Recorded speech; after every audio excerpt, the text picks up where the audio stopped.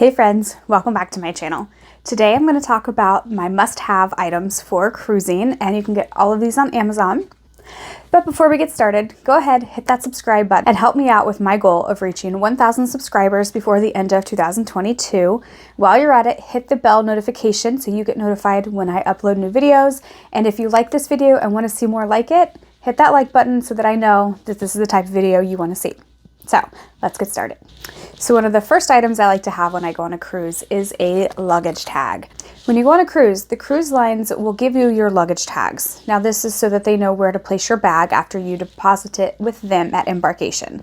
So it usually comes with where your room is, what part of the ship it's going to be in, and what your room number is.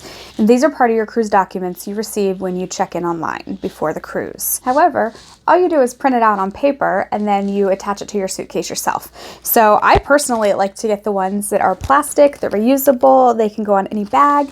But I like this because it doesn't get ripped off. There's no way it can get ripped off, whereas if you just staple a piece of paper around your luggage, that could easily come off. Different cruise lines have different sizes, so be aware. This one right here is for Royal Caribbean. Yes, I do have a Carnival luggage tag inside. That is simply because the ones I ordered for Carnival didn't arrive in time for me to go on my cruise, so I had to adjust and make it work. I could have went without it, but then I ran the risk of it getting lost during the process. So I personally like to use these and I recommend them. I will drop the link down below. The next item that I like to use is actually 2-in-1. It is 2 separate items. I will link both of them below. They are going to be separate. I put them together and I wear them on a lanyard. So the first one, and this is what came with the lanyard, this is for your room key. It's your Royal Caribbean, Carnival, they all have their own names for it. I call it a sign and sail card. I think that's what Carnival calls it. But what this is going to be, it's going to be your room key. It's got your little photo ID on it. And then it also is what you use to charge any incidentals onto your room. So like if you go to the bar and you need to charge your drink, you use your key. I also include a little case for my phone. It is waterproof. I put this on the lanyard with it because then I can carry my phone around with me anywhere I go if I don't have pockets. And oftentimes on a cruise, I don't have pockets because I'm wearing a sundress. I also don't carry a purse with me on the cruise because there's no reason to need it. So I like this because it does help me to carry it around. It's also waterproof, so if I get in the pool or if we're at port and we go into the ocean or anything like that, that is taken care of, and it is just handy and convenient to be on a lanyard. Now the lanyard also came with these, and so you don't have to use the lanyard if you don't want. It does clip onto your pockets, and it is one of the little bungee guys, and then you would just put this plastic piece through here instead, and it attaches on there. So you have 2 options, they come together. The next item I like to bring is Dramamine. I get motion sickness, I get seasickness. My daughter is the same way. So we always provide lots of Dramamine for kids for my daughter. I bring some for myself as well. During nice calm seas, we don't really need it. However, if you get sick before you take this, there's no coming back from that. So we just start taking it. It is been approved by our doctor for us. I am not a doctor though, so you speak to your doctor before you do this. However, this is something I highly recommend bringing plenty of, especially if there are bad seas. I have been on cruises before where they have run out, so that is something to keep in mind. On that note, we also bring Seabands. You can see them. My daughter wears these. They don't really work for me, but they seem to help her. So I figured it's not going to hurt, and she seems to like them. And like I said, they do help her out.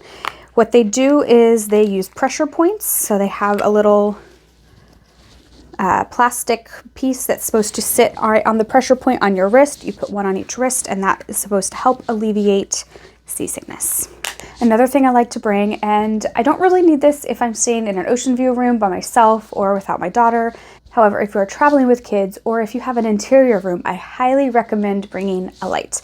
I have a battery operated light. It just shines up to the ceiling and it reflects off the ceiling, so it's not a bright light that's going to keep you awake all night, but it is a little bit to help with the little ones. Or like I said, if you have an interior room, there's no window. That is a very dark room. You will have no idea what time of day it is. So I recommend bringing this, especially if you need to get up in the middle of the night to use the restroom or anything. So I always bring this. I got this at the dollar store, but I'll see if I can find one on Amazon and link it below as well. One other thing I want to mention about cruises is that they only have 2 outlets in the room. And one is typically a United States, 110, 220, I don't remember which one. But it's a United States outlet, and the other one is typically a European outlet. So if you need to charge more than one phone, or you need to do anything at all at the same time, I recommend bringing basically a splitter. You are not allowed to bring surge protectors, so please don't bring one of those. It can cause issues in the cabin as well as other people's cabins. Also, they will confiscate them if they see them, because they do x-ray your luggage when it goes through the check-in process. However, these are okay. I have taken them on cruises before. It is non-surge protected, and it does, I think, say it somewhere on the tag. I'm not sure where, but it is non-surge protected. It is literally just a splitter so that you can plug in more than one thing at once, and this has been totally fine to take. And the last thing I want to talk about today is binoculars. So depending on where you're going, you may want to take a set of binoculars. So we got these for our cruise to Alaska that we are taking later this year, and I did purchase them on Amazon. They're just little binoculars so that you can see the wildlife, hopefully in the distance, since we will be staying close to the coast. We'll be going through the Glacier Bay.